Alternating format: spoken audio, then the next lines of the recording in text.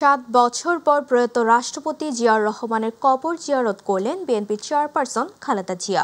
বুধবার রাত 11টার দিকে শেরেবাংলা নগরের রাষ্ট্রপতি জিয়াউর রহমানের সমাধিস্থলে পৌঁছান বিএনপি চেয়ারপারসন। শেরেবাংলা নগরে পৌঁছানোর পর গাড়িটি ঠিক মাজারের সামনে এসে দাঁড়ায়। গাড়িতে বসেই তিনি দোয়া ও মোনাজাতে অংশ নেন। এ সময় গাড়িতে খালেদা জিয়ার সঙ্গে তার দুই ভাই মরহুম সায়েদ ইস্কান্দারের স্ত্রী নাসরিন আহমেদ ও শামীম ইস্কান্দারের স্ত্রী কানিজ ফাতেমা ছিলেন। জিয়াউর রহমানের মাজারের সামনে সারিবদ্ধভাবে দাঁড়িয়ে মোনাজাতে অংশ নেন বিএনপির মহাসচিব মির্জা ফখরুল ইসলাম আলমগীর ও স্থায়ী কমিটির সদস্য অধ্যাপক ডক্টর AZM জাহিদ হোসেন সহ নিরাপত্তায় নিয়োজিত কর্মকর্তারা। 2018 সালে 8 ফেব্রুয়ারি ঢাকা মহানগর বিশেষ জজ আদালত থেকে রায় ঘোষণার পর ঢাকার কেন্দ্রীয় কারাগারে যান বিএনপি চেয়ারপারসন। এর কিছুদিন আগে সর্বশেষ বিএনপি চেয়ারপারসন নেতাকর্মীদের নিয়ে জিয়াউর রহমানের কবরে পুষ্পস্তবক অর্পণ করেন। জুলাই সনদ বিষয়ে গণভোটের সময় নির্ধারণ নিয়ে একমত হতে পারেননি রাজনৈতিক দলের প্রতিনিধিরা। বুধবার রাজধানী ফরেন সার্ভিস একাডেমিতে জুলাই সনদ বাস্তবায়ন প্রক্রিয়া রাজনৈতিক দলগুলোর সঙ্গে পঞ্চম দিনের আলোচনায় গণভোট আগে হবে নাকি নির্বাচনের দিন হবে তা নিয়ে ভিন্নমত পোষণ করেন রাজনীতিকরা। বিএনপি ও সমমনা দলগুলো নির্বাচনের দিনই গণভোট চাইলেও জামাত এবং সমমনা দলগুলো চাইছে নির্বাচনের আগেই অনুষ্ঠিত হোক গণভোট। ফলে ঐকমত্য কমিশনের বৈঠকে আলোচনায় ঐকমত্যে পৌঁছাতে পারেননি দলগুলো। যদিও কমিশন চাইছে সব দলের ঐকমত্যের ভিত্তিতে দ্রুত জুলাই সনদ স্বাক্ষর শেষ করতে। এটা সুস্পষ্ট যে এখানে যারা উপস্থিত আছেন তারা এবং তার বাইরে গোটা দেশ অপেক্ষা করছেন যে আমরা সকলে মিলে এমন একটি ঐকমত্যের জায়গায় পৌঁছতে পারবো যাতে করে জুলাই জাতীয় সনদ 2025 বাস্তবায়নের পথরেখাটা নির্ধারিত হয়, কিভাবে এটা বাস্তবায়িত হবে।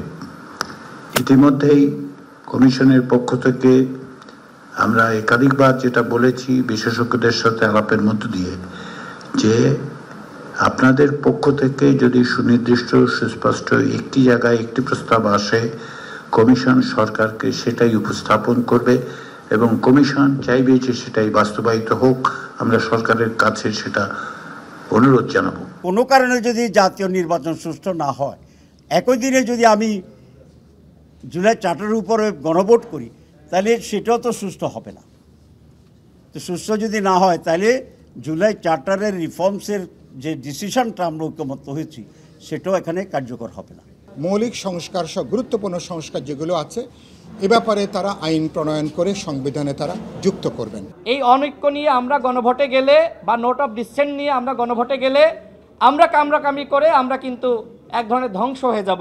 পরবর্তী আইনসভায় এই যে জুলাই জাতীয় সনদ বাস্তবায়িত হবে সেটা যাতে টেকসই হয়, খেয়াল করবেন একটা আইনি বাধ্যবাধকতা আর একটা হচ্ছে টেকসই হয়। আমরা ঐকমত্যের স্বার্থে সর্বশেষ যদি আমরা রাজনৈতিক দলগুলো একমতে পৌঁছতে পারি এখানে আলোচনার ভিত্তিতে তাহলে তো ভালো। কমিশনকে আমরা বলেছি যে আপনারা এই যেহেতু ঐকমত্য করাতে পারছেন না, দুই পক্ষেই যুক্তি আছে, আপনারা মাঝখানে রেফারির ভূমিকা হিসেবে যে কোনো একটা সিদ্ধান্ত জানিয়ে দেন।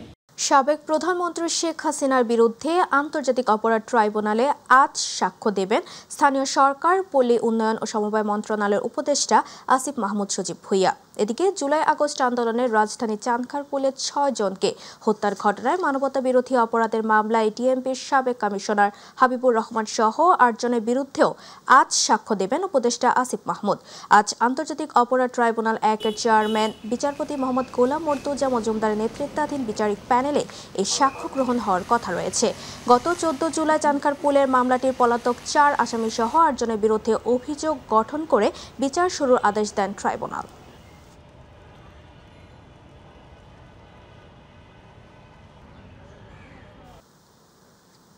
স্থানীয় সরকার বিশেষজ্ঞ, গবেষক ও স্থানীয় সরকার বিষয়ক সংস্কার কমিশনের সাবেক সদস্য অধ্যাপক ডক্টর তোফায়েল আহমেদের মৃত্যুতে গভীর শোক ও দুঃখ প্রকাশ করেছেন প্রধান উপদেষ্টা প্রফেসর ডক্টর মোহাম্মদ ইউনূস। এক শোক বার্তায় প্রধান উপদেষ্টা বলেন, অধ্যাপক তোফায়েল আহমেদ ছিলেন বাংলাদেশের স্থানীয় সরকার ব্যবস্থা নিয়ে গবেষণার অন্যতম অগ্রদূত। তিনি অত্যন্ত নিষ্ঠার সঙ্গে 2024 সালে অন্তর্বর্তী সরকারের গঠন করা স্থানীয় সরকার সংস্কার কমিশনের প্রধান হিসেবে দায়িত্ব পালন করেছেন। তিনি স্থানীয় সরকার ব্যবস্থার উন্নয়নে গঠনমূলক ও বাস্তবসম্মত প্রস্তাবনা দিয়েছিলেন, যা অত্যন্ত প্রাসঙ্গিক। ডক্টর তোফায়েল আহমেদ বুধবার রাত 9টায় রাজধানীর একটি বেসরকারি হাসপাতালে চিকিৎসাধীন অবস্থায় মারা যান।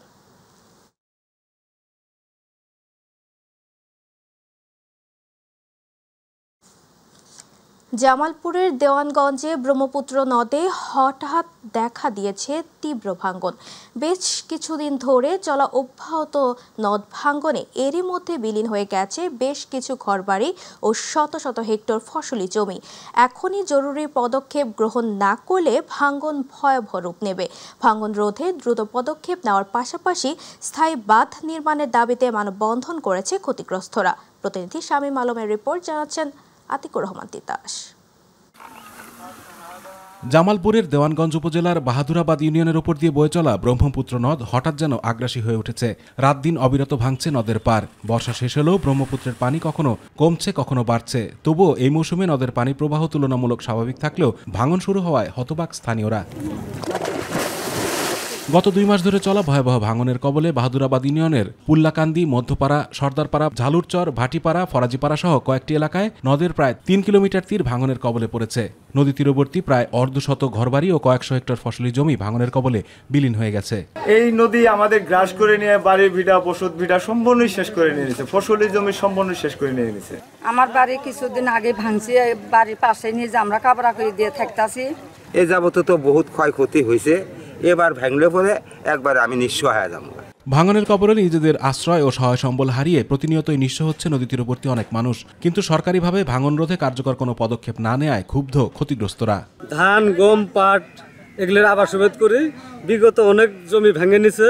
সরকারের কাছে এই দাবিটা জানাই, আমাদের নদীটা কিভাবে রক্ষা করা যায়, আমাদের তাড়াতাড়ি অতি দ্রুত আমাদের নদীটা বাদ দেওয়ার চেষ্টা করবেন। মাননীয় কর্তৃপক্ষের কাছে বিনীত অনুরোধ জানাবো যাতে আপনারা তাড়াতাড়ি আমাদের এই নদীটাকে শাসন করে দেন, একটি স্থায়ী বাঁধ নির্মাণ করে দেন। জামালপুর পানি উন্নয়ন বোর্ডের কর্মকর্তা জানিয়েছেন, এখানে স্থায়ী বাঁধ নির্মাণের জন্য কোনো সমীক্ষা নেই। বিআইডব্লিউটিও ব্রহ্মপুত্র নদ খনন করছে, সে প্রকল্পের আওতায় স্থায়ী প্রতিরোধ ব্যবস্থা নিতে তালিকাভুক্ত করা হয়েছে। বাজেট পেলে তাৎক্ষণিকভাবে ব্যবস্থা নেওয়া হবে। এই ব্যাপারে আমাদের উপদেষ্টা পর্যায়ে ইতিমধ্যে একটি মিটিং হয়েছে, তার প্রেক্ষিতে আমাদেরকে ফাইনাল এইটা লিস্টিং করার কথা বলছে, ভালনারেবল পয়েন্টগুলো আমরা সেটা করেছি। আমরা এটা বিআইডব্লিউটি এর কাছে পাঠিয়ে দেব। নদী পারের মানুষের শেষ সম্বলটুকু রক্ষায় ভাঙন প্রতিরোধে সরকার কার্যকর পদক্ষেপ গ্রহণ করবে, এমনটাই প্রত্যাশা সবার। আতিকুর রহমান তিতাস, মাই টিভি। সিরাজগঞ্জ ফায়ার সার্ভিসের উদ্ধার কর্মীরা রয়েছেন ভবন ধসের আতঙ্কে। দীর্ঘদিনের পুরনো ফায়ার সার্ভিস ও সিভিল ডিফেন্স স্টেশন ভবনের বিভিন্ন স্থানে দেখা দিয়েছে বড় বড় ফাটল। মাঝে মধ্যেই খসে পড়ে ছাদের পলেস্তারা। ঝুঁকিপূর্ণ এমন ভবনে বসেই দীর্ঘদিন ধরে সেবা দিয়ে আসছেন দমকল কর্মীরা।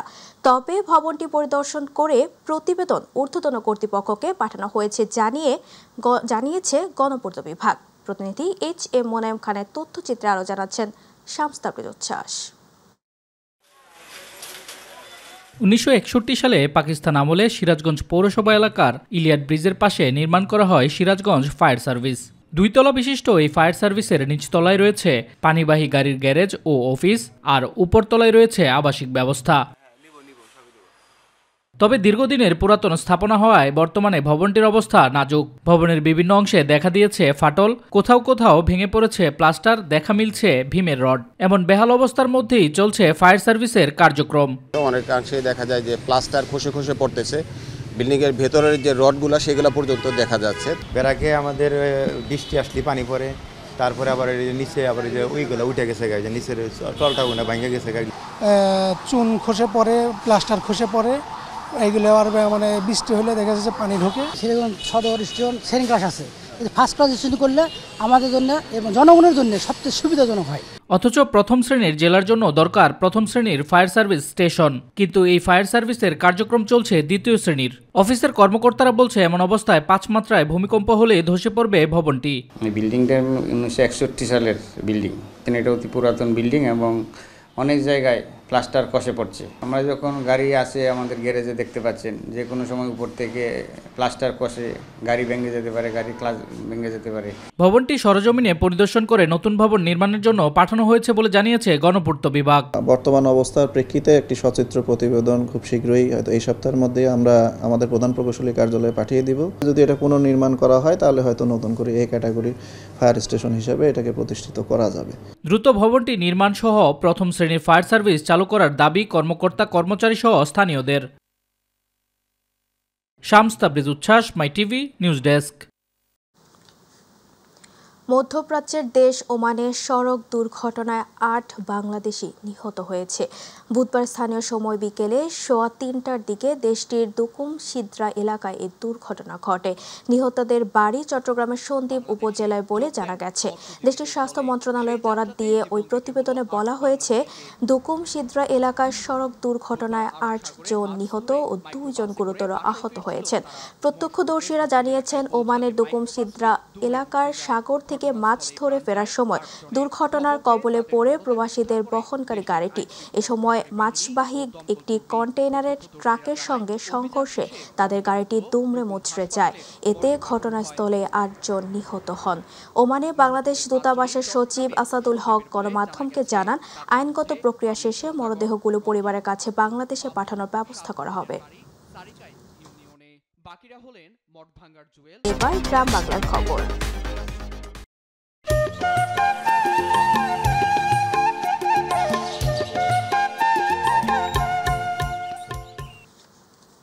দুই দশকের মধ্যে প্রথমবারের মতো গণমাধ্যমে সাক্ষাৎকার দিয়েছেন বিএনপির ভারপ্রাপ্ত চেয়ারম্যান তারেক রহমান। রাজধানীর উত্তরায় 13 নং সেক্টরের সোনারগাঁ জনপদ রোডে প্রজেক্টরের মাধ্যমে সাক্ষাৎকারটি দেখিয়েছেন ঢাকা মহানগর উত্তর স্বেচ্ছাসেবক দলের নেতাকর্মীরা।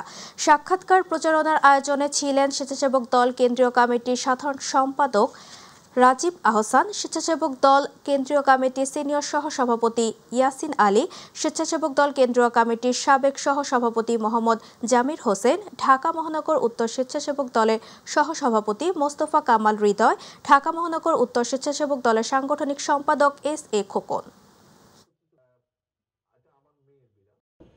বিষয়গুলো আছে, এইগুলাই আমরা বলেছি যে যতটুকু ভারসাম্য হওয়া উচিত বিষয়কে এই তারেক রহমানের বক্তব্য শুনে এই দেশের মানুষ শান্তি পেয়েছে। সেই বক্তব্য আমরা ঢাকা মহানগর উত্তর স্বেচ্ছাসেবক দল জনগণের মাঝে প্রচার করার জন্য আজকে এই আয়োজন করেছি। নোট অফ ডিসেন্ট দিলে সেটি সমস্যা, অর্থাৎ বিএনপিকে এগ্রি করতে হবে সবার সাথে, তাহলে ঠিক আছে। কিন্তু বিএনপি যদি কোনোটার সাথে একমত না হয় তাহলে বেঠিক। ব্রাহ্মণবাড়িয়া জেলা জামায়াতের ইসলামীর আয়োজনে জুলাই গণ অভ্যুত্থানের চেতনা বাস্তবায়ন ও প্রকৃত জনমত কার্যকর করার লক্ষ্যে জাতীয় নির্বাচনে পিআর পদ্ধতি শীর্ষক গোল টেবিল বৈঠক অনুষ্ঠিত হয়েছে।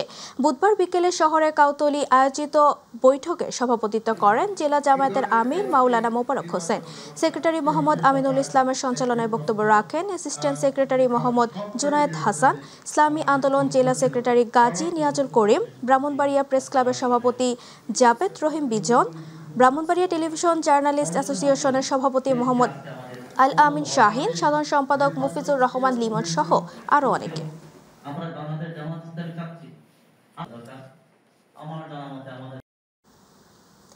গাজীপুরের কালিয়াকৈরের রাষ্ট্র কাঠামো মেরামতের 31 দফার আলোকে জাতীয় সংসদ নির্বাচনের প্রস্তুতিকল্পে কর্মী সমাবেশ অনুষ্ঠিত হয়েছে।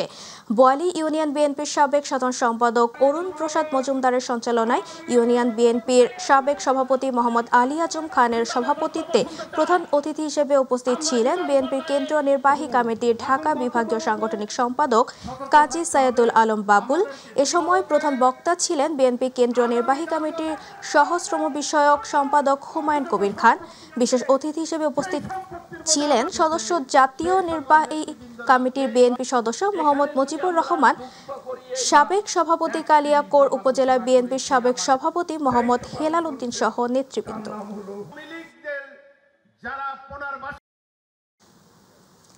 গাইবান্ধার সাদুল্লাপুরে জাতীয় কন্যা শিশু দিবস উদযাপন উপলক্ষে আলোচনা সভা করেছে উপজেলা প্রশাসন। বুধবার উপজেলা সম্মেলন কক্ষে উপজেলা প্রশাসন ও মহিলা বিষয়ক কর্মকর্তার কার্যালয়ের আয়োজিত অনুষ্ঠানে জাতীয় কন্যা শিশু দিবস উদযাপন উপলক্ষে আলোচনা সভাটি অনুষ্ঠিত হয়।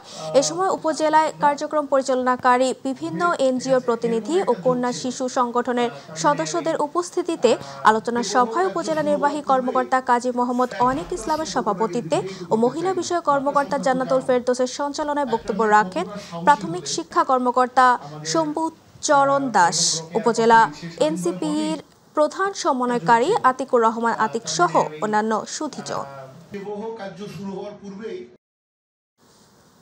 সিরাজগঞ্জের চৌহালি নদীর বিভিন্ন পয়েন্টে অবৈধভাবে বালু উত্তোলনের দায়ে বুধবার সকালে অভিযান চালিয়ে খাসকাউলিয়া এলাকা থেকে বালু ভরাটের পাইপ ভেঙে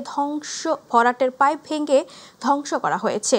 একজন ব্যবসায়ীকে 50,000 টাকা জরিমানা করেছেন উপজেলা নির্বাহী কর্মকর্তা ও এক্সিকিউটিভ ম্যাজিস্ট্রেট ও চৌহালি উপজেলা নির্বাহী অফিসার মোহাম্মদ মোস্তাফিজুর রহমান। এ সময় উপস্থিত ছিলেন ও আনসার বাহিনীর সদস্যবৃন্দ।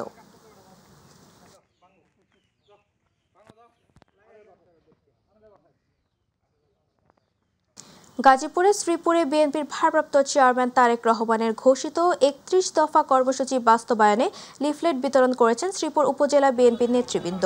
গতকাল বিকেলে শ্রীপুর উপজেলার রাজেন্দ্রপুর বাজারে সাধারণ মানুষের মাঝে এই লিফলেট বিতরণ করা হয়।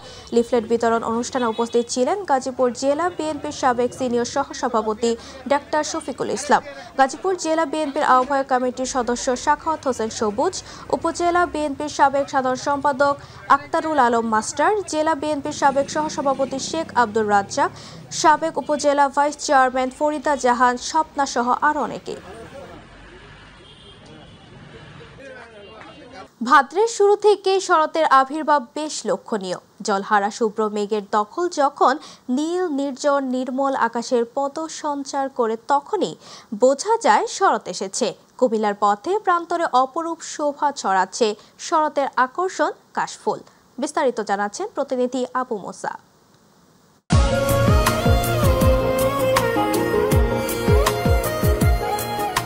নদী তীর, পাহাড়ের পাদদেশ কিংবা গ্রামের খালবিলের ধারে এমন উঁচু বালিয়ারি জায়গায় চোখে পড়ে এক অভিজাত রূপ। সাদা তুলুর মতো গ্রাণহীন অথচ মুগ্ধ করেই ফুলের নাম কাশফুল। প্রকৃতিতে শরতের এই পরিপূর্ণ রূপ ফুটে ওঠে এই কাশফুলের মাধ্যমে। কুমিল্লার বুড়িচং উপজেলার রামপাল এলাকার বিস্তৃত মাঠে এখন দেখা মিলছে কাশফুলের অপরূপ সৌন্দর্য। দূর দূরান্ত থেকে ছুটে আসছেন দর্শনার্থীরা শুধুমাত্র এই স্বচ্ছ সৌন্দর্য উপভোগ করতে। চারপাশে কাশফুল, মাঝখানে হচ্ছে আমরা, তো ভালোই লাগতেছে।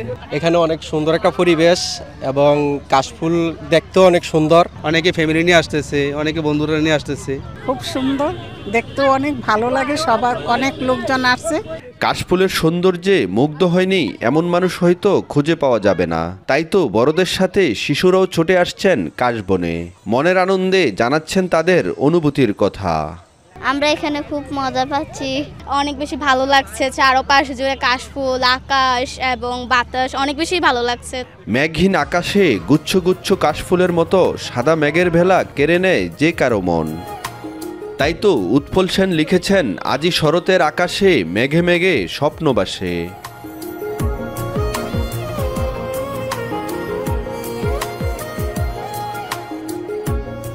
আবু মুসা, মাই টিভি, কুমিল্লা।